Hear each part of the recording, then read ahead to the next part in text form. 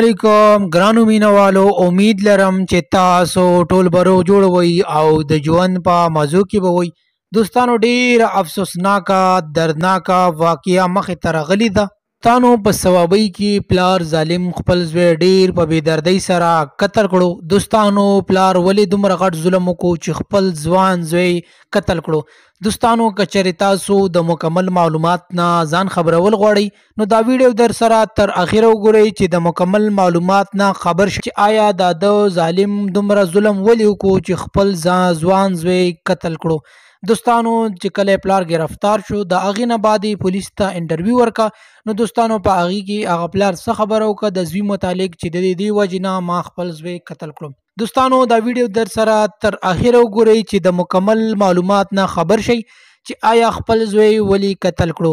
دوستانو، ویډیو کتو نه مخکې که تاسو زمونږ په دې چینل کې نوي وئ نو زمونږ د چینل مخه در سره ضرور سبسکرایب کړئ چې زمونږ کومې نوې ویډیوګانې راځي چې هغه تاسو ته په اسانۍ سره در رسي او دې سره د ټالۍ نشان هم ووایئ چې تاسو د تازه معلومات نه زر تر زره خبرېږئ. دوستانو، ډېره افسوسناکه دردناکه واقعه مخې ته راغلې ده. د ثوابۍ سره تعلق لرونکی یو بوډا پلار خپل ځوان زوی ډېر په بېدردۍ سره قتل کړو. دوستانو، دا ویل کېږي چې زوی ورته ویل چې زه به د خواښې واده کوم او زما د یو جینۍ سره تعلقات دي نو ماله به هغه جینۍ کې. خو دوستانو، پلار یې ورته ویل چې نه، زما د ورور لور شته، ته به د دې سره واده کوي.